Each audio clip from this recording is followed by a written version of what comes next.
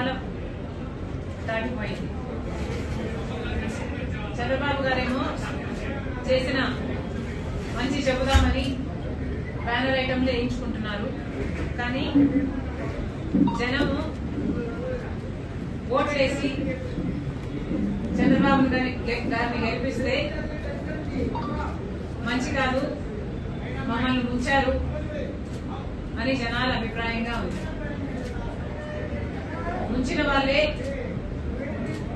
మంచి చేస్తాం లేక మంచి చెప్పుకుంటాం అని చెప్తున్నారంటే దయాలు వేదాలు వర్ణిస్తున్నట్టే.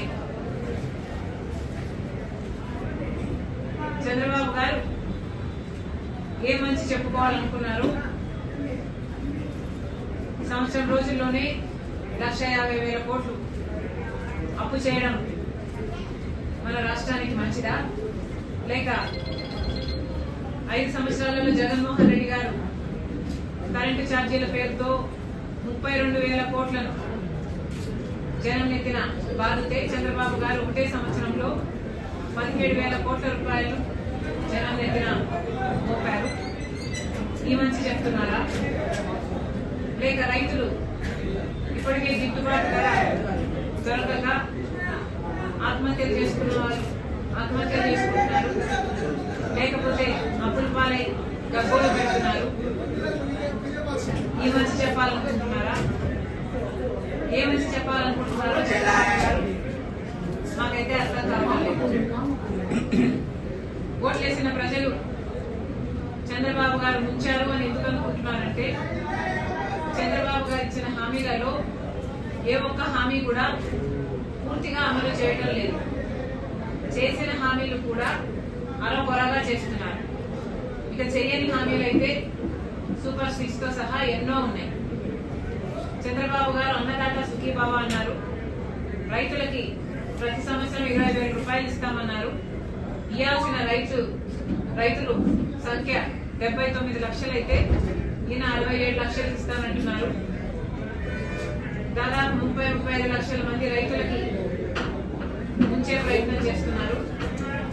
తల్లి దీవెన ఈ పథకం అయితే 87 లక్షల మంది పిల్లలు చదువుతుంటే 67 లక్షల మంది బిడ్డలకే ఇచ్చి 20 లక్షల మందికి బిడ్డలకు ముంచే ప్రయత్నం చేస్తున్నారు.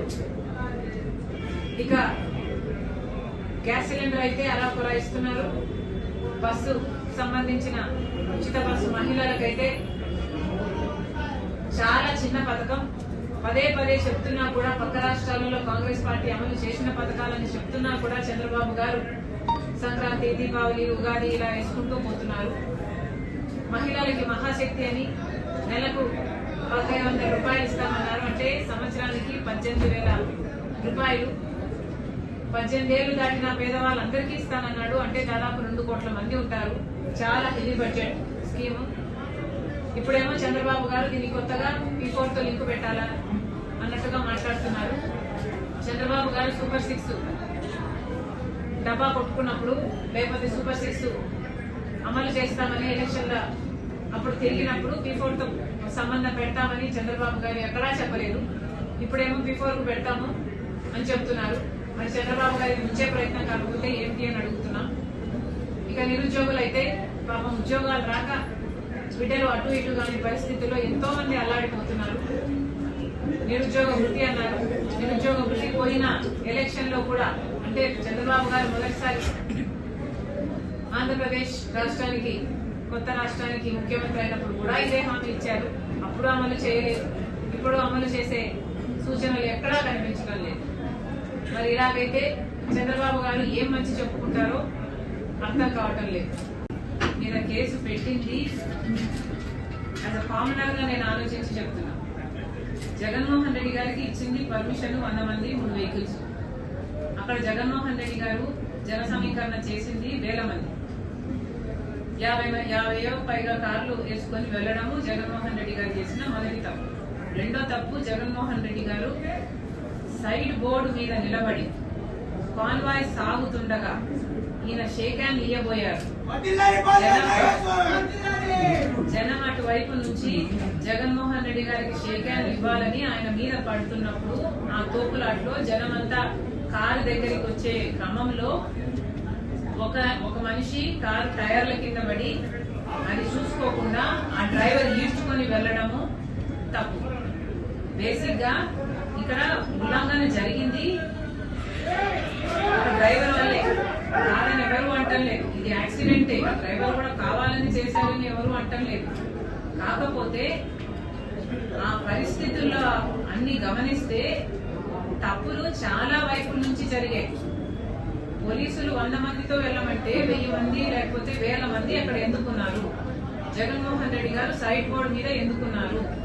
యాక్సిడెంట్ జరిగి ఆ మనిషి టైర్ కింద పడితే పక్కన మనుషులు కారు ఆపమంటే ఆ మనిషిని పక్కకు లాగి పడేసి మళ్ళీ కాన్వాయ్ వెంటనే సాగిపోవడం ఏమిటి? కనీసం 2 నిమిషాలు ఆగి ఆ మనిషి ఎలా ఉన్నాడు, ఆ మనిషికి ఏమైంది, ఆ మనిషికి వెనకాల అంబులెన్స్, వాళ్ళ టీంలో అంబులెన్స్ ఉంటే అంబులెన్స్, లేకపోతే ఏదైనా చేయాల్సిన అవసరం ఉంది కదా. అది కూడా వాళ్ళ కార్యకర్తే కదా, వైసీపీ కార్యకర్త అయ్యుండి జగన్మోహన్ రెడ్డి గారికి షేక్ హ్యాండ్ ఇయ్యబోయి ఆయన వాళ్ళ కారు కిందనే పడితే కనీసం పట్టించుకోకుండా, కనీసం మానవత్వం లేకుండా దాటుకొని వెళ్లడం తప్పు. ఇలా డిఫరెంట్ స్టేజెస్ లో చాలా మంది తప్పులు ఉన్నాయి కాబట్టి వాళ్ళ మీద కేసులు పెట్టారేమో. ఐఎమ్ నాట్ ద పోలీస్, ఎందుకు ఇచ్చారో నేను చెప్పలేను. వాళ్ళు ఏమైనా నోటీస్ ఇస్తేనో లేకపోతే కార్ సీజ్ చేస్తేనో I'm sure they know the procedure and that process. Exactly మేము ఫస్ట్ రోజే ఇది అడిగాం. పోలీసుల పాత్ర దీంట్లో చాలా ఉంది. మీరు 100 మందికే పర్మిషన్ ఇస్తే పోలీస్ ఇంటెలిజెన్స్ కు తెలియదా అక్కడ 1000 మంది సేకరణ అవుతున్నారు అని? మీకు పోలీసు వాళ్ళకు ముందు అర్థం కాలేదా? మరి అర్థమైనప్పుడు అక్కడ 1000 మంది జనం ఆల్రెడీ ఉన్నప్పుడు జగన్మోహన్ రెడ్డి గాని లీడర్లను గాని హౌస్ అరెస్ట్ ఎందుకు చేయలేదు? ముందే ఎందుకు ఆపలేదు? పర్మిషన్ లేనప్పుడు పోతున్నారు అని తెలిసి కూడా పోలీస్ చేతుల్లో అధికారం ఉండి కూడా ఆపలేదు అంటే ఏమనుకోవాలి? ఇదేమన్నా జగన్మోహన్ రెడ్డి గారి మొదటి సభ కాదు కదా. ఇది జగన్మోహన్ రెడ్డి గారు అధికారం కోల్పోయినప్పటి నుంచి ఏ సభ చేసినా, ఏ కార్యక్రమం చేసినా బల ప్రదర్శనే. అది కార్యక్రమం ఇంపార్టెన్స్ ఉందో లేదో ఎవరికి తెలియదు కానీ బల ప్రదర్శన, జన సమీకరణే దాంట్లో మోస్ట్ ఇంపార్టెంట్ అజెండా. మరి అలాంటప్పుడు జన సమీకరణ జరుగుతున్నప్పుడు జనాలు అక్కడ గుమ్ముగూడుతున్నారు అన్నప్పుడు మీరు 100 మందికే పోలీసులు పర్మిషన్ ఇస్తే మరి పోలీసులు ఎందుకు ఒప్పుకున్నారు? జనాన్ని సమీకరించడానికి డబ్బు వాడినట్టు జగన్మోహన్ రెడ్డి గారు పోలీసులను కూడా కొంటున్నాడా? ఇది కామన్ మ్యాన్ క్వశ్చన్. పోలీసులు ఎందుకు ఒప్పుకున్నారు? పోలీసులు దీనికి ఎందుకు అనుమతి ఇచ్చారు? సమాధానం చెప్పాలి. మళ్ళీ చెప్తున్నాం, జగన్మోహన్ రెడ్డి గారు ఏ యాత్రలు చేసినా ఈ మధ్య జన సమీకరణ కోసము, బల ప్రదర్శన కోసమే చేస్తున్నారు. జగన్మోహన్ రెడ్డి గారు అధికారంలో 5 సంవత్సరాలు ఉంటే 5 సంవత్సరాలలో ఏ రోజు జగన్మోహన్ రెడ్డి గారు బయటకు వచ్చిందే లేదు. ప్రజల సమస్యల గురించి మాట్లాడిందే లేదు, కనుక్కుంది లేదు. పూర్తి మద్యపాన నిషేధం అని చెప్పారు. ఆ మద్యంతోనే ప్రజలను ముంచారు. ఇలా 1 కాదు 2 కాదు అన్ని రకాలుగా ప్రజలకు అన్యాయాలు చేసి అయినా కూడా 5 సంవత్సరాలు ఎప్పుడూ బయటికి రాలేదు. కనీసం ప్రజల దగ్గరికి కాదు కదా, కనీసం వాళ్ళ లీడర్ల దగ్గరికి, వాళ్ళ కార్యకర్తల దగ్గరికే జగన్మోహన్ రెడ్డి గారు ఎప్పుడూ వెళ్ళలేదు. అసలు వాళ్ళకు కూడా అపాయింట్మెంట్ లేవు. ఇప్పుడు జగన్మోహన్ రెడ్డి గారు 2.0 గురించి మాట్లాడుతున్నారు, 1.0 నాశనం చేసిన తర్వాత. కనుక వాళ్ళ కార్యకర్తల నమ్మకం కలిగించుకోవడానికి, లేకపోతే ఆయన బలం ఉందని చూపించుకోవడానికి ఆయన జన సమీకరణ చేస్తే ఈయన పెద్ద నాయకుడు అనేది పర్సెప్షన్ క్రియేట్ చేయడానికే ఈ ప్రయత్నం అంతా, ఈ బల ప్రదర్శన అంతా దీనికోసమే. ప్రతి కార్యక్రమం వాళ్ళు ఎంచుకుంటున్నది కూడా అసలు అక్కడ ఇష్యూ ఉన్నా లేకపోయినా చేయాల్సింది మాత్రం బల ప్రదర్శనే. ఇదొక్కటే సింగిల్ పాయింట్ అజెండాగా నడుస్తుంది. మళ్ళీ చెప్తున్నాం, ఇలాంటి బల ప్రదర్శన కార్యక్రమాల వల్లనే ఈ యాక్సిడెంట్లు జరుగుతున్నాయి. కాబట్టి జగన్మోహన్ రెడ్డి గారు ఇలాంటి బల ప్రదర్శన యాత్రలు చెయ్యకుండా నిషేధించారు.